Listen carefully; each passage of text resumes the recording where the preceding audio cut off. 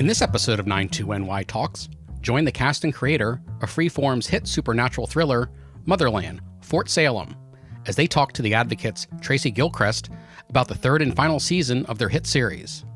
Launching from an alternate American history, in which the witches of Salem ended their persecution by agreeing to fight for the U.S. government, Motherland Fort Salem is more than a fantasy show.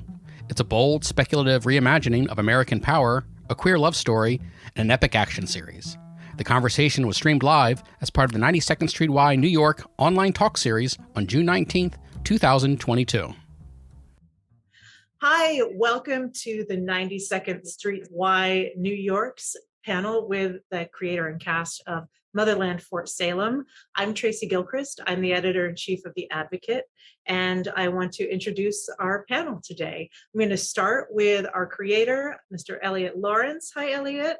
Hi, thank you so much for this. Absolutely. And then, of course, we have Ashley Nicole Williams, who plays Abigail Bellwether.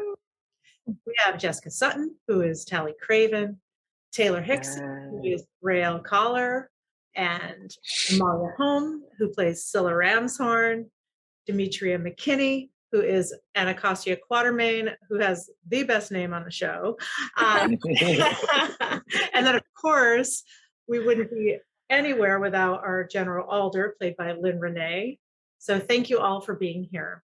I want to start, you've been on this journey for 3 seasons now, and it began ahead of this strange time that we've been living in. But I think you premiered right around the time of the pandemic in 2020. And I wonder if you would each talk a little bit about what this journey with these characters and each other has meant to you. And if I were a betting person, I would bet on who might cry first. But I'm not going to do that. Tracy was about to out me or Jess. I would say it's Jess, but I didn't say me. I am strong. But I'll start with Eliot, and I'd love for you to just talk a little bit about what the journey has been for you and what it feels like wrapping up at this moment. It's been so kind of life-changing and life-alteringly cool. I mean, to see something come to life before your eyes, played by people who make the characters so much richer and better than I could have ever dreamed, has been incredible. And then to kind of reach fans the way we've reached fans with this level of passion and sort of inspiring their own creativity to make stuff is kind of every creator's dream, to kind of connect. And like, you're happy if there's like 5 of them, you know, but we have a lot more than 5. And I don't know, it's just been an incredible journey. I'm so proud of all of us to have kind of weathered how challenging it's been to make a show during these times. I'm just like, it's amazing that we got through it as well as we did. It's just been, you know, tough, and it kind of made it even more precious and poignant knowing that it was probably our last season, and it sort of just everything felt more valuable somehow. And yeah. It must be so strange for you. I think about this often, but I don't think I've ever sort of been able to prompt this to you, but to have such a solid idea in your mind and paint such a picture. You know, you've talked about prior to this becoming a show, you tried it on as a movie, you tried it on as a book series. It must be so interesting to actually have these, you know, these little tangible chess pieces come to life and sort of having to just like let go of everything that you had, you know, completely concretely had in your mind, this worldscape for so long, and how surreal that must be to just sort of watch it build itself and take on its own life and adventure. That must be so strange, but interesting. But in this case, it was like letting go of it and then it coming back to you in stronger, more potent shape than you sent it out. And that's like something special about this show in particular. It's just like, just the way that we wound up with you guys. Each of you just, you kind of are your characters in a lot of ways. And that's, I don't know, how often does that happen? There just felt like there was a lot of kismet in the way things came together. So You did a I beautiful also job. think it was really valuable that we got to go on this journey, even with the uncertainty of the times, and we got this beautiful escape in this realm to play and build, but still keeping somehow in tow with what was really happening. I don't know what goes on in there, Eliot Laurence, but you had like this crystal ball kind of envisioning things to come, and we just kind of kept in play. So it was beautiful to get out of the realm of the reality that we've all been kind of stuck in, and also live in the battle, live in the fight, and get a fast forward to the victory that we all got to experience within Motherland. So thank you so much. I also feel like even though because I feel like Abigail starts in a completely different direction than she ends in, right? But along the way, somehow Eliot wrote to what I was going through in my life. Like I feel like life is imitating art so Totally. much filming this. Like when Abigail was at her lows, Ashley was at her lows. And I feel like we can all relate to that, especially season 2. Like shooting during COVID was very, very hard, like the thick of COVID. And I feel like everything Eliot wrote was really going on in real life, whether it was the world, whether it was in my life or anyone's life. It was all in tandem, totally. It was absolutely bizarre. Yeah. Maybe that's what a really special show is all about, though. It kind of seeps into all of our lives this way. Maybe that's why it resonates so much. Who knows? Absolutely.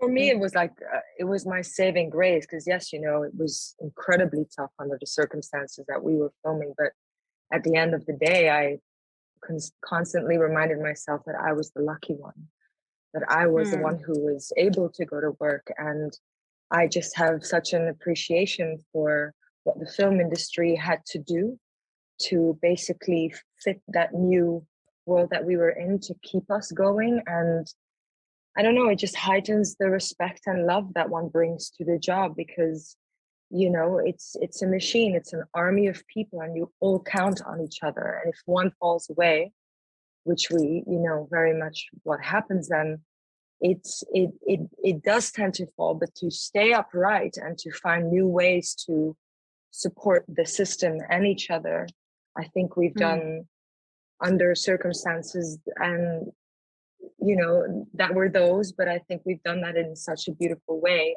and through our characters. And therefore saying goodbye to them also comes with an incredible, I don't know what that word is, but okay, who's crying? Tracy, did you guess right? My eyes are watering. I don't know.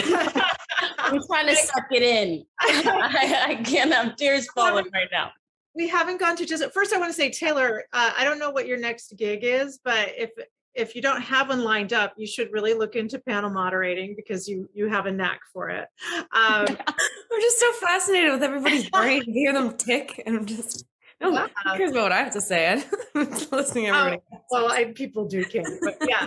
But so good. Jessica, I do want to go to you. And I know I've asked you in past interviews what this experience has meant to you, but we're at a different inflection point now. And I wonder if you would talk a little bit about where you are at the journey at this point and what it's meant to you.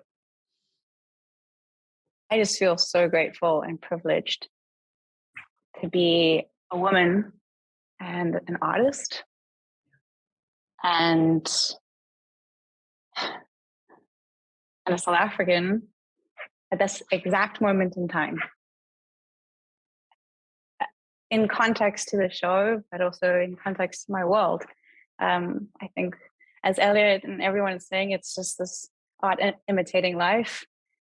It's been 4 years of a love story on and off screen. I will not cry, Tracy. I will not cry. Mm-hmm. It's a beautiful part of you.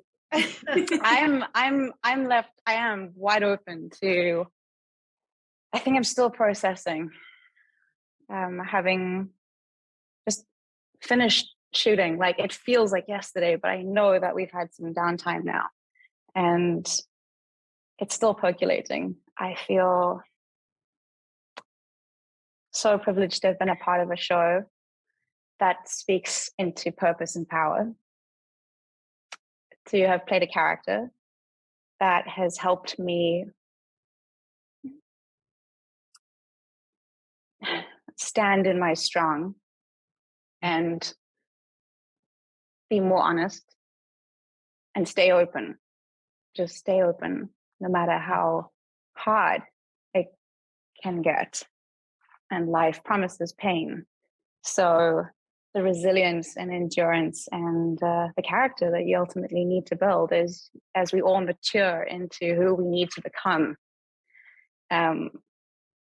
Season 3 speaks a lot into destiny, and without ruining anything, I won't go into spoilers. It just was full circle for me.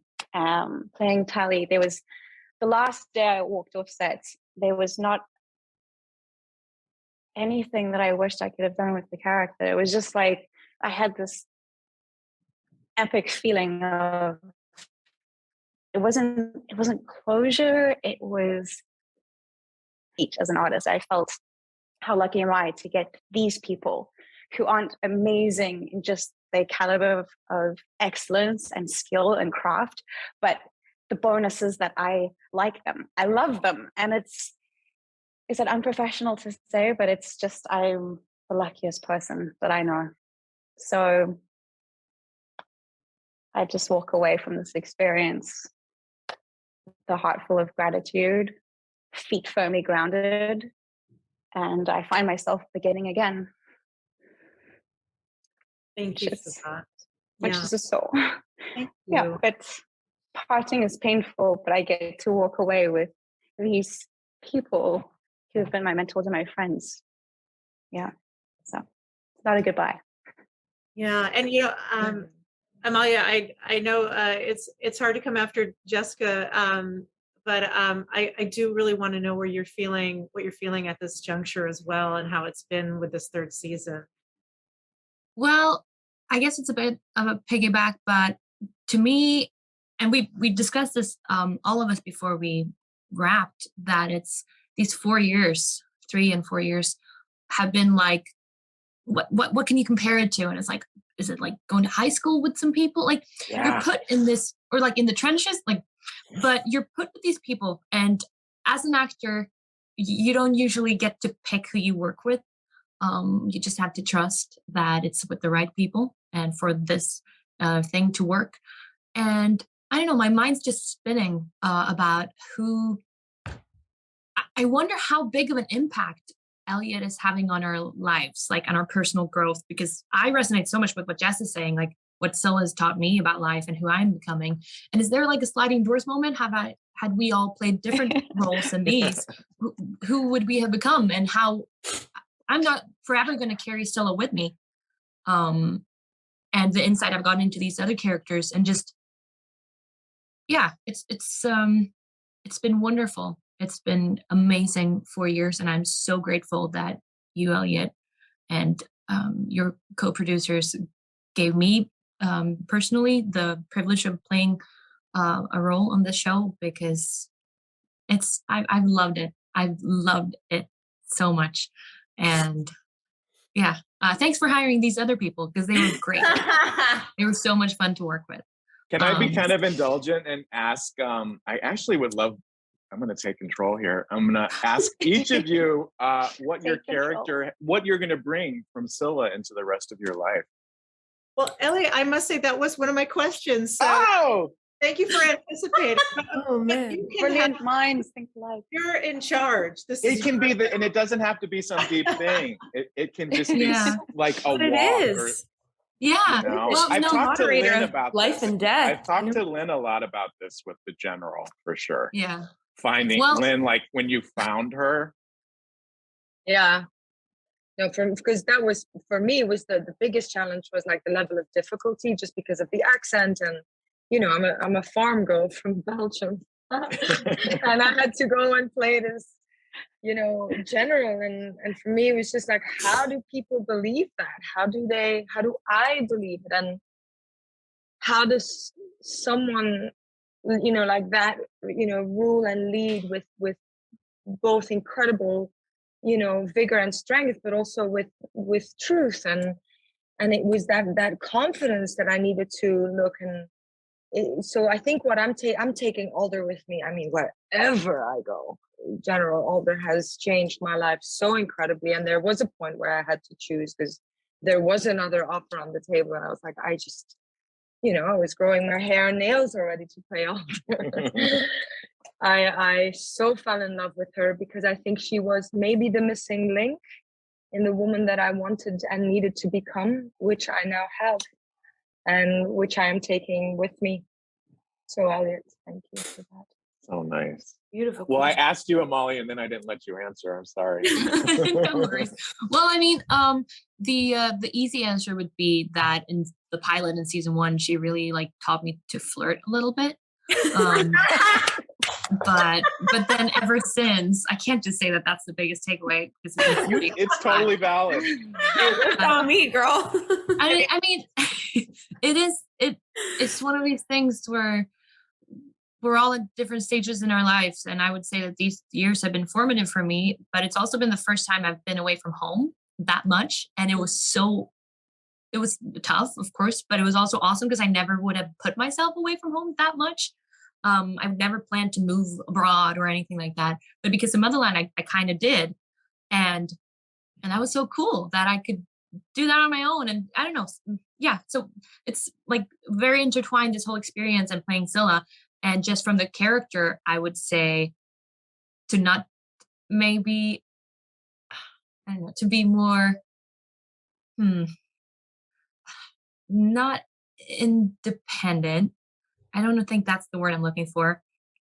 But there's something, guess what Jess said too, like holding your own ground. Self-possession, self-possessed. Yeah. And then I'm like, well, I'm or is it enough. just these 4 years of getting older? It's hard to know what's what, but it was really, really wonderful to get to learn so much about film production, because when you're in a role like this, you see everything that's happening, and that has been an amazing takeaway as well. Yeah, and I resonate so much with the romantic in Scylla. So I don't know if that was before or after who gave who what, but So do I.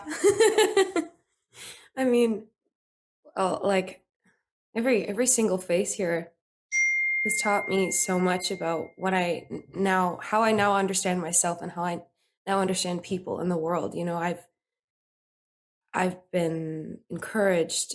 I've been humbled. I've just watched these people before me as teachers and learned to listen more rather than talk, and that I know nothing. I'm this very small piece in this massive working machine. And, Rael really taught me what it means to lead when it's important, and to let others take lead when to learn how to say, I don't know how to do that. I don't know how I feel. I don't know what that means. I don't, and the navigation of sort of succumbing to understanding that things are bigger than you, and leaving room for that. But then, also she's completely changed the trajectory of my life, just in terms of storytelling and what's important to me, and where I stand in my queerness, and being an ally,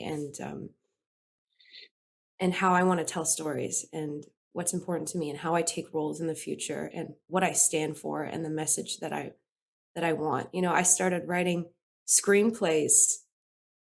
I've started making music. I've started, like, all of this has come from the roots of the thing that Eliot birthed, that just started as an idea that was manifested into things you can touch and feel and experience. And there is no thanks great enough to wrap that experience and tie it with a bow. They're just like, there's not verbal communication. It's just an understanding. It's a feeling, and it's just being present and being loved and giving love. And that's the most you can give to this. It's so much greater than I think any of us could possibly try to attach words to. But I mean, here we are trying. So I feel like for me, like season 1, Abigail gave me this sense of confidence that I didn't have. Like she was so confident, whether it be with boys, anyone. Like I would step in her like BDU boots. I remember I was doing a stunt rehearsal, and Ernest was like, you're just not getting that. And I like put on my full uniform and I got it. Like I just had the confidence from Abigail's shoes, honestly. But I feel like over time, throughout all the 3 seasons, she's taught me that like it's okay to fail and like accept that and sit in it, and like you just got to keep going and keep pushing on. Like it's okay. And it's also okay to ask for help when you don't know the answers and you don't know where to go when you're at your lowest. I feel like season 2, she really taught me that.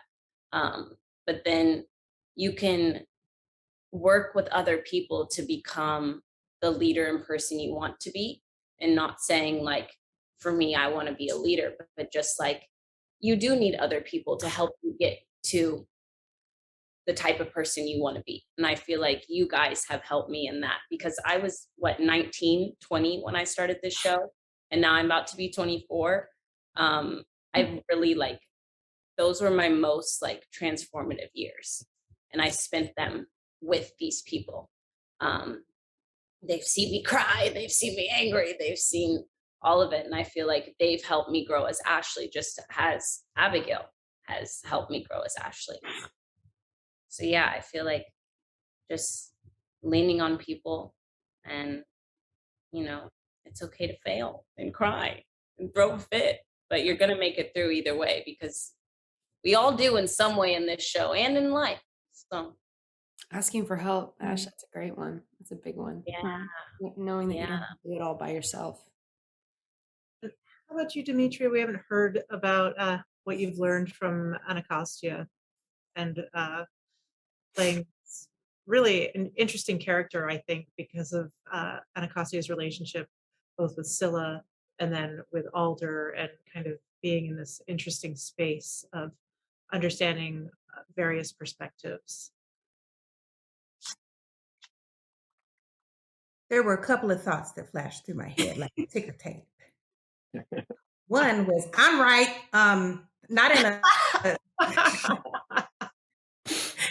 a dismissive, condescending, typical Virgo kind of way, but in this desire and in this okayness to trust your instincts.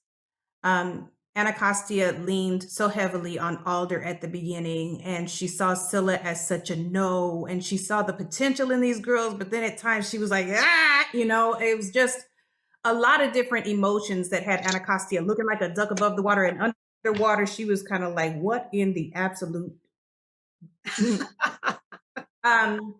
So in that, she had to learn to trust herself and be okay with trusting herself and finding her own path. But that was for Anacostia. And what I would say that she taught me was that we're always on a path of learning. I think somewhere in my subconscious, I always knew that, but watching these younger people, I'm fine with it. I really am.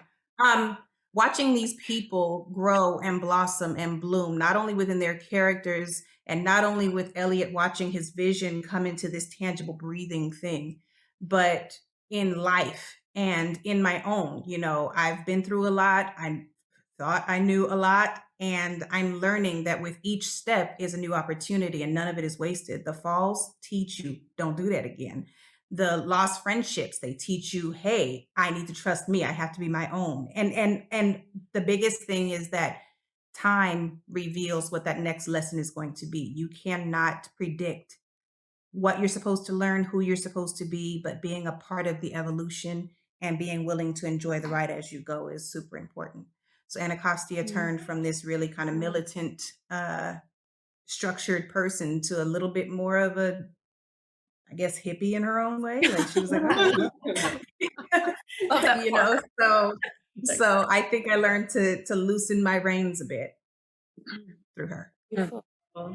Is that ever, Jessica, did you want to add a little bit to what you've learned from Tally? you touched on it a little bit. Yeah, I mean, Dee, sure, you got the words. Beautiful. I mean, to add on to that would just be how Tally has taught me to live into the question. And I know that we can get wrapped up in seeking answers and searching for certainty, but I think there's a better trade. I would give certainty and comfort for change. I mean, change in my mind before this show, I just like I'm terrified of it. Just like this cannot happen. And the same, I guess the thing that Dee's speaking into, the resistance, this feeling of like, nope, that is not happening. If you just stop and pause long enough to just get curious about it and just to watch it and to embrace that evolution and to see that you can become more than you ever thought. And that in change lies our destiny, our purpose, our power. There's nothing to be scared of. You know, I saw myself really mature from, I guess, I can come alongside my fear now. I can sit and then it can chat to me as it does, but I'm not letting it drive. There's no way that it's driving. And so, yeah, I think living into the question. Mm-hmm. Thank you. Well, thank you all for all of that. And Demetria, you mentioned that Eliot, I think it was you who said he had some sort of crystal ball. Yeah. A lot of my questions are around that because I always look at things in terms of politics and social mores and et cetera. And something that was key to Motherland, Fort Salem from the beginning is the idea of voices coming together in power to defeat a common enemy. And that's a big metaphor to my mind. I'm not going to ask Eliot this one because I have another one, but I wonder, Lynn, having played General Alder, who, and I should also say, the pilot also goes a little more deeply into, not the pilot, sorry, the first episode of the third season goes a little more deeply into where these voices derive from. And so I would love to ask Lynn what it means to you to have played this character where this idea of many people, many kind of oppressed people coming together to defeat a common enemy, you know, what you've gleaned from playing this character and that part of this show. If that makes sense. I will try my best. That was a lot. I was like, wait, what? How do I answer this? Lynn and Alder. Very much. This is what you get when cut is yelled. I remember being so scared of Lynn before I saw her do something like that. And I was like, oh, she's one of us. She's human. I get it. She's human. Well, first of all, in the third season, I had an incredible opportunity to bring something completely different because we all know that we lost.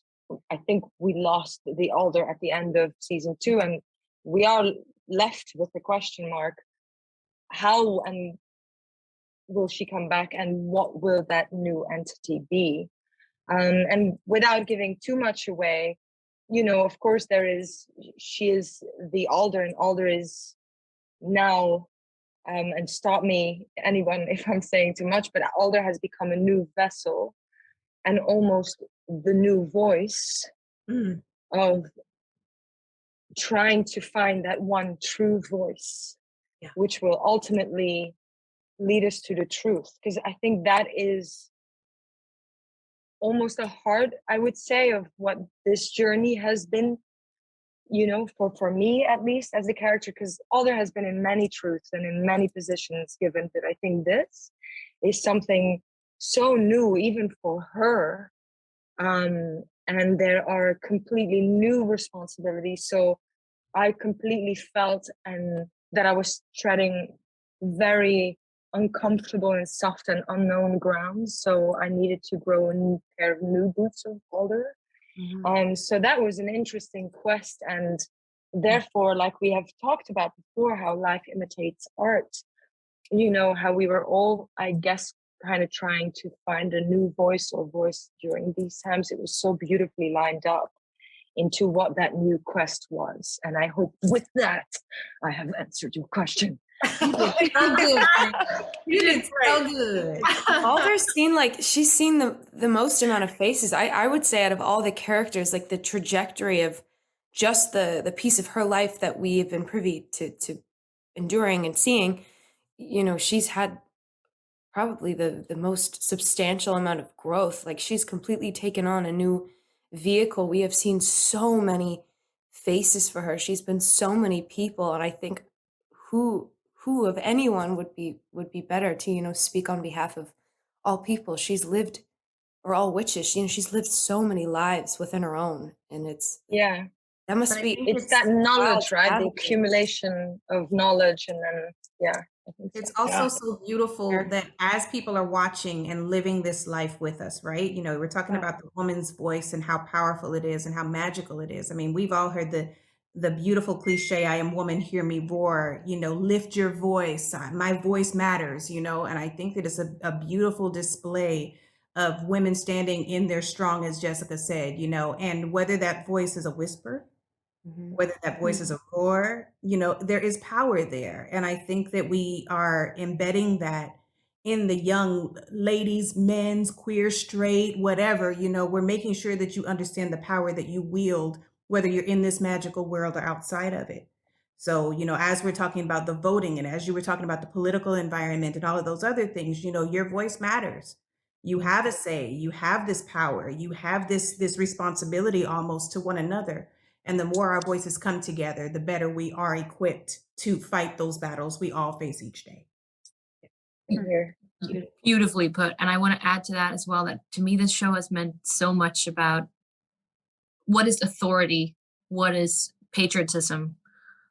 Should you blindly trust your leaders, or are they not really sure what they're doing either, but are they still maybe doing the best they can? And can we have trust in our leaders and at the same time criticize them? And can we, you know, through democratic means, so later seasons, you know, have an impact on that and course correct without jumping the ship. Course correct democracy, like make democracy better, because it's not flawless. It's just the best we've got. And I think that Motherland is just, it's just such an intelligent way of making people think about these questions. The first season, I remember in the beginning of the season, some people were, some of the fans or the viewers approached the series, and maybe still do, as being very patriotic. Whereas to me, it wasn't at all. And I just thought that was so cool that we could have so different views on while watching it. And I wish I could speak to those individuals today and see how they feel about that approach throughout season 2, and especially after watching season 3. It's so cool. And such different thank you, Eliot, for putting this in the world. Eliot, I forgot the most important thing. I have yet to come across a character description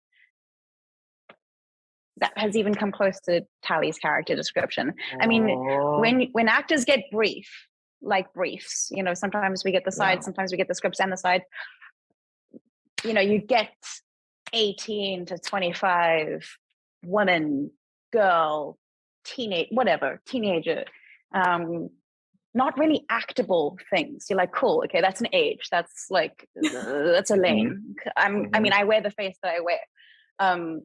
But this man describes a character like living exclamation mark, like on the anatomy of spirit kind of level. That's where he writes from. It was like a page long of it. I remember. And I'm like, I know analysis. I don't know who this person is. like literally on a soul level. I'm like, I think I know something about that. And that's You potentially are her. You are her. the coolest description I have ever come across. So I'm waiting for somebody to top that, but I don't think there will be. And Just I will say, sorry. when you debriefed me for this season, you made an emphasis on hope. And I think just, again, bringing that back to the stubborn gladness quote from Jack Gilbert. I was just going to ask you about for that quote. You need the stubborn gladness against the furnaces of this world. I think if there's such a time, and we're talking about COVID, we're talking about levels of isolation that I think we've all been dwelling in, and there's been a lot of change, there's been a lot of fear, and evolution kind of feels inevitable in that state. But hope, to live You are for so it. Tally. You are Tally. To live for that. That's the Stubborn eat up that gladness. description, the character description. She Only was like, Tally would say that. And here And you this are. is what this season is, without giving any spoilers away. It is the theme of hope. And Yeah. I love that. It's, just to add to the power and the voice of everything that we were talking about, the sense of belonging is also what I walk away from, is that our stubborn gladness is also in asking for help, leaning on the people that have each other's backs, and being in service of that, of love. What is greater than that? I don't know. But thank you, Captain. Oh, I love this natural flow. This is amazing. The feedback you're all giving each other is so beautiful. I want to stick to a little bit of the socio-political. I have a question. I'm going to go to Ashley for a moment because it won't be hard, I don't think. Okay. You play Abigail Bellwether. Something that Motherland Fort Salem does rather well is kind of level the playing field for traditionally marginalized groups of people, whether they're people of color or whether they're queer, women, etc. And Abigail Bellwether is from this family of power. Anacostia has power. The president is Cheryl Lee Ralph. And yet, I think it's so important that these women, these Black women especially, are shown in power, and then yet, even in this world, they have to face off with this white patriarchy. And we see that with the vice president especially. And I wonder if you would talk a little bit, Ashley, about what it means to have played this character and in this beautiful world. Well, I've said this so many times. When I got this audition and I saw that one of the 3 leads was a Black lead, I was like, Mom, this is insane. This is so cool. I don't know. I never saw that growing up, and to get to play a character who can be this kick-ass, badass, storm, whatever Abigail Bellwether is for other little Black girls is so important to me. Because I feel like now in Hollywood, people of color are getting a chance to really be the leading woman or the leading man, right? And you don't have to have us as slaves or things like that, you know what I mean? But I to point to the slave thing, I think it's so important that Eliot has brought in the history of slavery, and you're going to dive into that a little more in season 3, and how history can be taken away from Black people and it can get lost and things of that nature. I don't think that was a spoiler. I think that's good, Ash. Okay, good. No, but I just feel representation is so important, because I just want people to see themselves no matter who you are on a screen. And playing this role has been so important to me as a woman, as a Black woman, and to be able to share the screen to where we tell stories for the LGBTQ community. I feel like that's so important, and that's a really big reason that our show is so big, because people felt like they could not see themselves on screen. And I feel like Eliot has created this world where everyone can see themselves on screen. You know, we have every race in our show. And also we don't have to stick to like the same race dating one another. Like, you know, like my boyfriend Adil is, you know, Asian, and, you know, like Tally and Garrett, you know, that was a different race. Almost gave something away, but I didn't. Nice move. I tried so hard. Swerved it back. I swerved it back in there. I just think it's so important, especially in this day and age when people are just trying to take so many things away from everyone. Yeah. Like it doesn't just point to one specific group.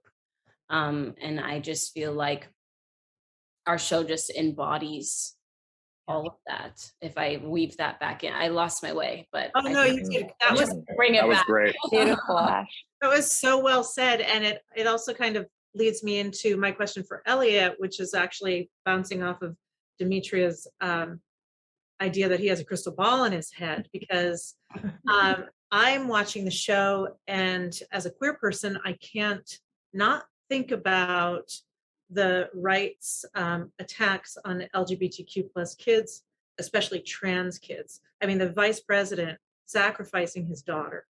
And that's not a spoiler, right? That was the last. That's okay. I'm like, I can't remember.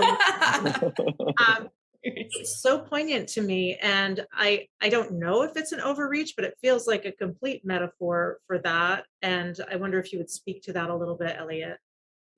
I think you're right, but when I'm thinking about this stuff, I don't want to be too kind of prescriptive or too literal, because then I feel like I would get after school specially or like lessony. But what I try to do is just read and think and open my heart to kind of the stories of the world, and hopefully they filter into the art and kind of come back in organic ways, hopefully. So but all of that stuff was totally on my mind, and so much more. You know, the fact that we're seeing, you know, a war in Europe and all of that stuff. It all filters in and comes out. But I just try not to be too preachy about it, I guess. Yeah, if that makes sense. Yeah, I mean, so tastefully, like everything you put in the show is so tasteful, and I don't feel like you're just like screaming like what you I hope not. No, it's not at all. Like at all.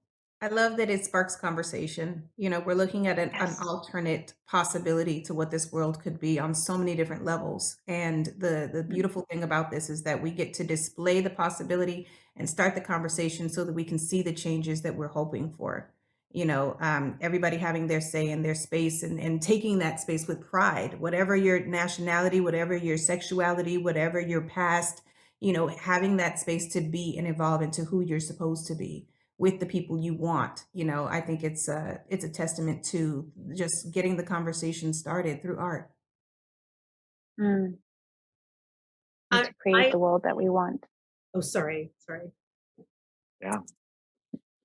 Sorry, I was in my, sorry. No, you were in the zone. Sorry, I interrupted. I was in the zone. No, I was just like, I was feeling Demetria. But it's true. It's Jess. There is an aspect of it, Jess, that is like you make a picture of something that you want to happen. And there is a part of Motherland that is absolutely about me creating images of what I want to see. So I love that you said that. Mm-hmm.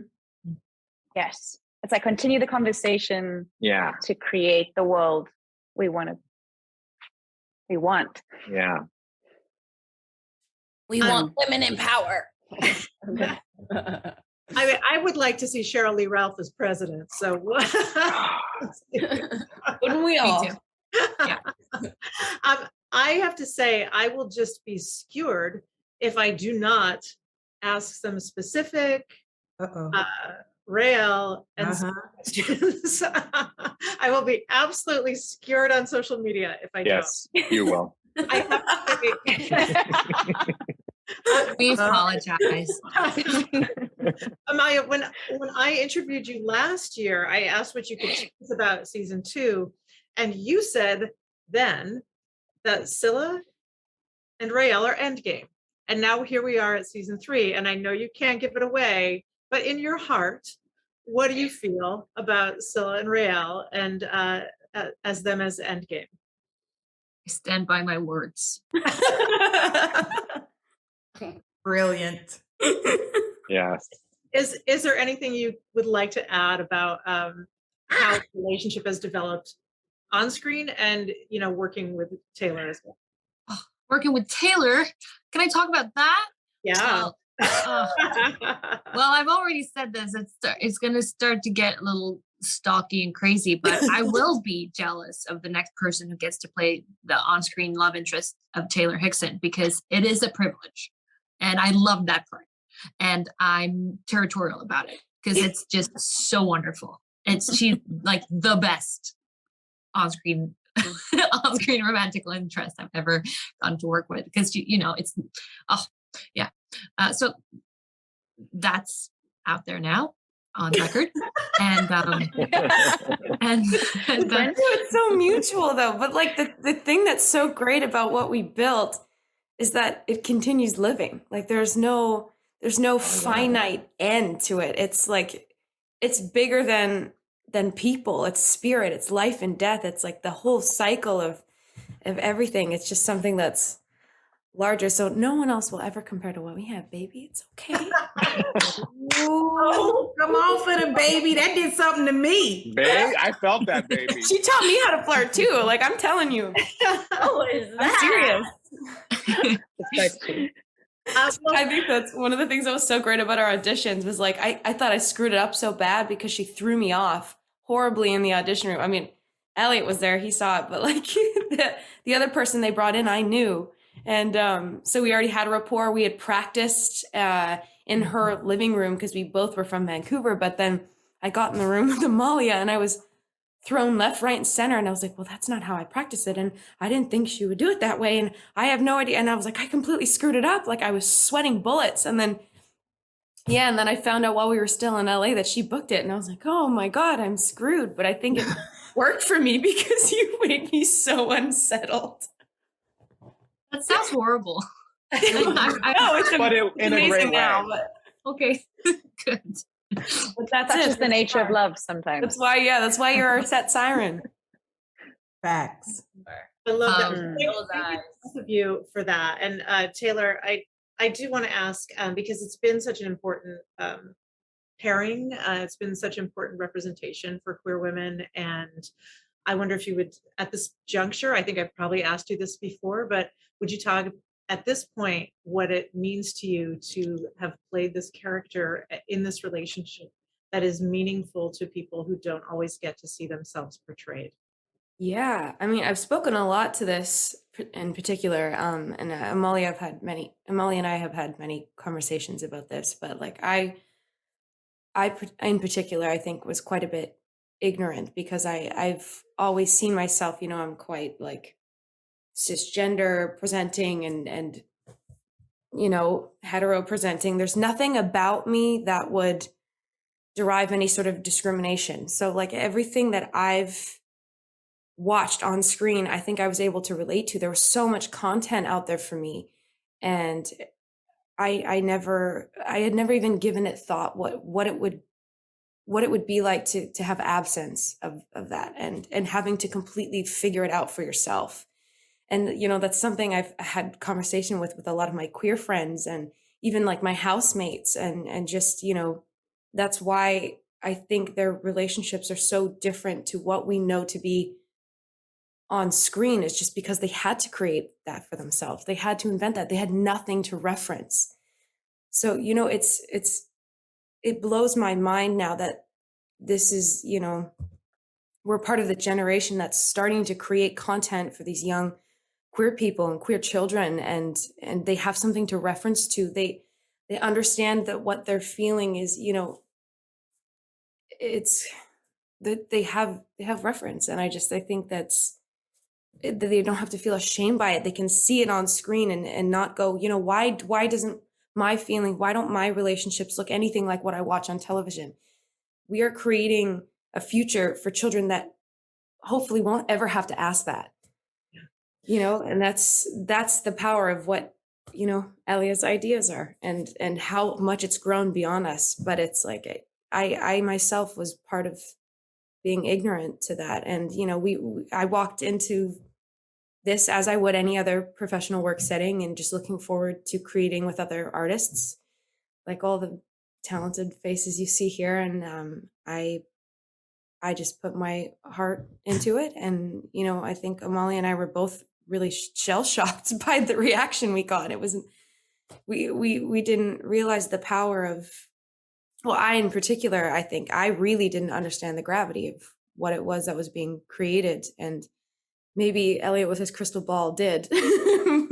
And, you know, he had access to that projection, but it's, you know, it's such an honor to see that, you know, I had a little piece in making storytelling for our future. Well, I want to thank you personally, Eliot, the two of you, for playing these roles, because not to make this about me, but as someone who is older than I think all of you, I never saw myself on screen. And so you're handing me a story that I never had, that I continue to crave. So you're not only giving it to people coming up behind you, you're giving this story to people who came up before you who didn't have it. So it's even bigger than that. So, you know, I just want to thank all of you for all these portrayals that are, you know, handing back narratives to people who didn't see them. So that's a really big deal.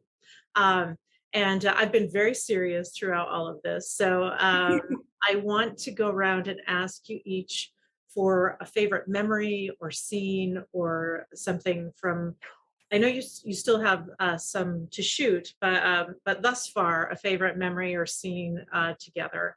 And Lynn, I'm going to go to you first. Why do you keep doing that to me? I'm like thinking, I'm looking at all these beautiful faces and going like, oh, I can't wait to hear instead of thinking about my own.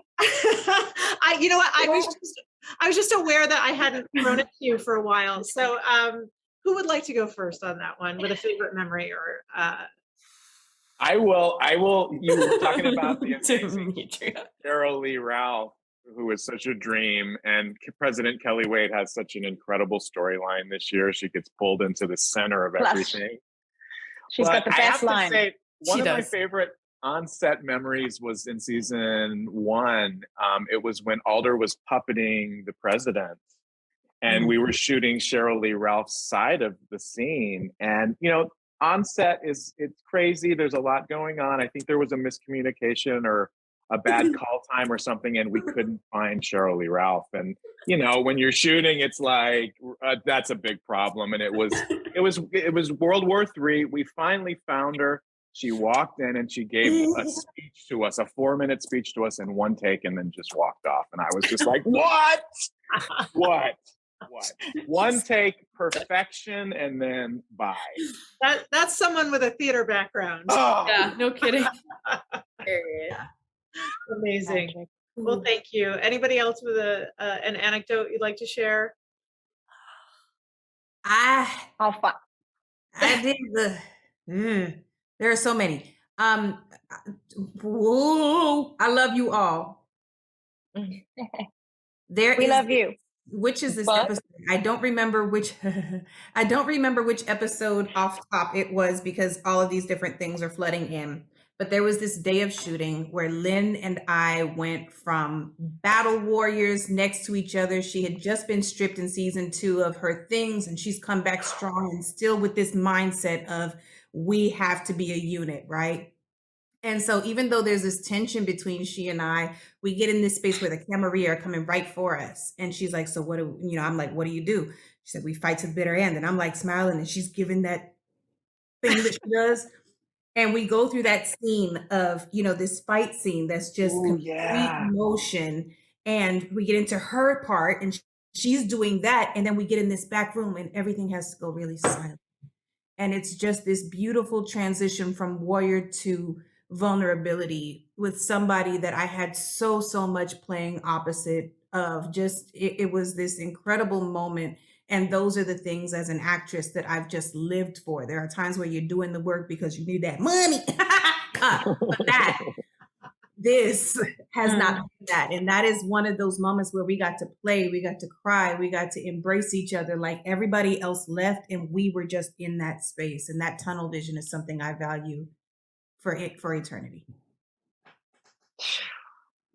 Well, on that note, I think I just remember my moments, and I'm gonna have to piggyback on you, of course, Deepa, because I think it was after 2 brutal days where you're shooting and you turn around and you have to keep an emotion going and going and going until the director came up to me and they were like, Lynn, we still owe that little shot when you turn around and you look at Dee. And it's of course the moment when you have to break completely. And I completely panicked and I ran over to Dee, and she just, knowing me, coming over and being like, I have a problem. She was like, what's wrong? I'm like, I need this moment and I need your help. And it's then when you have an actor in front of you who goes, I got you, don't worry. Because we do, mess around in between takes and this and that. And, and within all the chaos, you just have to look at each other. And we didn't have to say anything.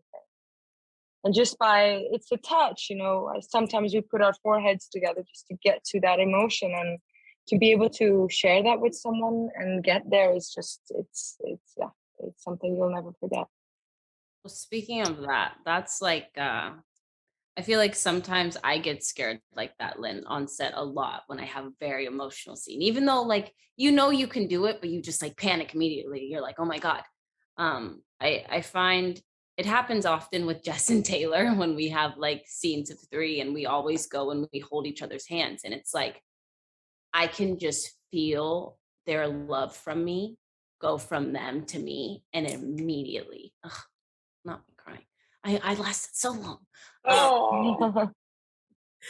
Immediately, I'm just there and present and in the scene with them. Because I just know like I can do it and they're going to be there to help me do it. And I don't have to like do it alone in the scene. And I think that's kind of like what Lynn's saying.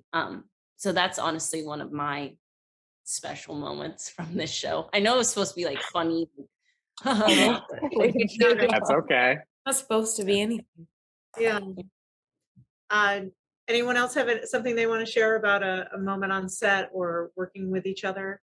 Ooh, I got one more. Yeah. Can I do that? Yes, please. It was before we ever started filming. I was in my audition. I had done, it was my very first, and yes, I'm older, but it was my very first whatever with the network, right? And I walk into this room and there is this gorgeous young lady sitting there. And she's like, hello, I'm Amalia. And I'm like, oh, you're Scylla. And I knew. And from that moment, I knew I had a friend. We did the auditions. We went to this little restaurant, like right around the corner. And I had gotten my call as we were walking. I kind of lagged back. And I got my call and I was absolutely quiet because there were 2 of us up for Anacostia. And the other young lady was there with us. And I wanted to be respectful and understand the artist space first and foremost. And so we're sitting there and Amalia's agent is trying to call her and her phone's doing something crazy. And I still have that phone. I am honored to say I found out that Amalia was still on my phone. Right. It made me so excited. And then we were able to share the news, and the outpouring that we had for her was all through all of us. So it was just really great to know that I had not only met an amazing actress, but an amazing person. Ran into you guys right after that. Yeah. Yeah, that was terrifying. So scary. I was like, oh, you guys got the call already? We answered the call. Yeah, tests though, I thought our tests were the day after and theirs were the day before, right? I was walking out for lunch and I passed them and I was like, oh, hey guys. And they were sitting out on a patio and they're like, yeah, we just got our call. I was like, cool. Yeah. Love that for you. Congratulations. Wow. Yeah. Checking my phone, like right in front of them. Great. Okay. See you. Congrats. Bye. And I was like, oh my God. Like, I was like, if they don't like me with her, that's it. That's a wrap. I'm done. I'm done for. Oh, I thought you already had it. I'm glad I was fooling somebody because 2 weeks later, and then they were like, yeah, we're going to audition other people. I was like, oh, good. And then the day after, they called me and told me I got it. So I think they just wanted to screw with me. I don't know what the scare tactic was, but honestly, It worked. it worked. Yeah, it did something. But one of my favorite, actually quite a few of my favorite, and I think these are just coming back to me, as we're all talking about sort of earlier shooting, but I don't know why, but Demetria, I can never have a peaceful scene with you. Like, it's always the most intense emotions. I'm always screaming at you or crying, or you're telling me I fucked up or like something. Never normal. No, but it's like every time I feel like it would be so pent up in my chest, so much like Rael, and I would really have the chance to just play and get it all out. And it's like you showed up every time, and I was just like I don't know if I ever really thanked you for that, but we like every moment that I had with you that was just one-on-one, it was so intense, and I felt so much because I wanted you to protect me, but I also felt like sometimes you were against me, and it was just like so much push and pull that I think, not necessarily was always written, but it was just like a collaborative of the storytelling and what you brought to your character. And so thank you, because you really gave me a lot of I think push as an artist to go there. And I think you pulled a lot of stuff from me that was like in a very deep well that I think I found very therapeutic in retrospect. So thank you. You are very deep. Something. Okay, now Don't dig too deep. guys. You probably won't like what you find. Like sludge or something. Something not good. Beautiful. It was Okay, well now you guys have all. I feel like I've. It's just been such an honor acting with each of you. We've had scenes together, and yeah, the presence is quite something. I'm gonna cherish that forever. I don't have words for that but it was on and off. There were just moments and kind of seemingly insignificant ones. But that's it. I remember getting home from the day and just feeling so satisfied as an artist. Okay. Like, I'm gonna say it, and I will cry now, Tracy. I said that with love because It's a safe space. Tracy. I say this that, with endings, and new beginnings. I'm speaking to my lucky stars. I'm putting it out there in the universe that I get to work with such an ensemble again. It's been such an honor. And I think what I will hold on to, outside of all the intimate, intense moments we've shared, is that final table reading. Even on Zoom. And I think, we'd all kind of reside to the fact that we would not be reading in person. And that felt wrong, not sharing like actual space together and not being able to share donuts and hug afterwards and decompress, because we were all in our individual trailers, trying to rely on the Wi-Fi to hold. And we had the most incredible opening speeches from our studio president, our executive producer, our showrunner, people who were our very reason for being together. And it just felt epic. And it was epic. Yeah. It was epic. It was very hard to go back to work after that.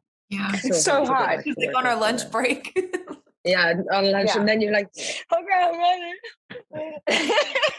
Ash, you gotta tell it how you guys ran in the trailers. Yeah, so after we were hung up on the Zoom table, I hear Jess's door fly open, and I was I already. heard you first. I heard you go in your trailer next to me. Because her door flew open, and I was already gonna come out to y'all, but I was like, all right, it's my time. I'm coming out. And Your Jess's door swing open first. Jess just grabs me. I go. I literally like that. Like that is not an exaggeration. And then we go to Taylor, and we all were just like, and then I saw Lynn in the makeup trailer, and I had to get touch-ups. And then our makeup artist was like, because Lynn came up and was like, to each other. yeah, she was like, don't. I've already touched her. Don't talk to her, Lynn. I was just trying to check on me. Like, okay. Then all I remember is walking into the trailer, making eye contact with you, and you were just like, Not now. Totally. not today. We gotta go work. We would say that a lot though. Like if we knew it was gonna be emotional. I feel like me specifically, because like Jess would come up to me and be like, I'm just gonna miss that. I'm like, no, we're not crying. Yeah, you would. You're good at that, Ash. Thank you. I try because I'm a crybaby and I'll sit there and cry. And I can't do that. Not when I have to be like this warrior one day. Okay. I can't sit there. You're Abigail Bellwether. I'll go Bellwether. You can't cry. Yeah, I can't. So, Amalia, did you have any other favorite moments? Oh, yes, several, but it's there's a big one that's from this season. So, and it's kind of really my absolute biggest favorite. So I can't. I know that was a problem. I was like, I have to pull from all these other seasons, but like Tracy, we're gonna have to come back and talk to you about our favorite moments from this season once the season. But I can say that when Taylor and I did our Salva scene in the pilot, it's a scene and a day I will remember for the rest of my life. That experience, it was so incredible. It was so much fun. It was so hard because imagine this is before the show came out. Like we didn't understand the tone of the show. We had some table reads. We had some separately shot scenes. This was the pilot too. This was like the pilot. Yeah. And it was just, it was so cool. And I'm so happy I got to share that with you, Taylor. That was my first time kind of doing any like flying sequence. Like it was so out of pocket and we had to shoot sort of the two, I'll let you explain it, like the way we had to sort of divide the scene between two places. Yeah, right. One thing was a big like studio green screen with manual cranes going up with like a bunch of people weighing them down so we could travel up. And then it's like, you're high on this illegal military drug. And we're like, what? And then you're also very flirtatious and you're kind of in, this is the best thing you've ever had. Also dangerous. So we're like, what? And you're in love. And you're in love. But we were kind of like teeter-totters. We were strapped so that like we were balancing on our butts kind of. Yes. And there was like 8 huge men operating us so that we're kind of flying around and like there was blowing fans. And they're like, you're effortlessly flying. And we're like, doesn't feel like it. It's an ab workout. I was like, really? Because this hurts. Oh my God. So a time in episode, I think 7, 8, one of them in season 1, Taylor's trying to recreate that moment. Oh yeah. Remember you were out in the woods trying to recreate it. And our director was like, what did she say to you? She was like, reach out. It loves you. Something. Say it. So I don't even remember what she said. Taylor was having to look at something and she's like, now touch it and act like it loves you. And Taylor was up there like, what? Oh, that was with the mycelial wall. Because there was another time that scene actually is referenced quite a bit throughout like, the shape of the series. But like, there was one point where I'm like reaching out to the mycelial wall. It's like the first time I get that little ick on my finger and I'm supposed to be reaching out to touch it. And there's some of the stage direction was awesome. It loves you. And it loves you. I was like, oh, okay. Go. So I absolutely hate to do this, but Irina is pinging me. We're having too much fun. Oh, well, she said we have to wrap. We're over time. And it felt like it went really quickly. So I I hate to do this. I'm happy to chat with anybody later in the season as well. But I wanted to thank all of you for this really beautiful, thoughtful, heartfelt conversation. Jess, I was teasing you because I adore you. So, I adore you too. thank you. I can't. So I want to thank all of you from Motherland Fort Salem, and I want to thank the 92nd Street Y, New York, for this opportunity, and all the beautiful fans who really love this series. And thank you. Thank you for creating you. the space Thank for us you. all to be here. Thank you so much. Yes, this Thank was you. so lovely. Thank I you. loved it. Great. Thanks for listening. 92NY Talks is supported by a generous endowment established by Daphne Recanati Kaplan and Thomas S. Kaplan. You can find more great conversations at 92ny.org/archives.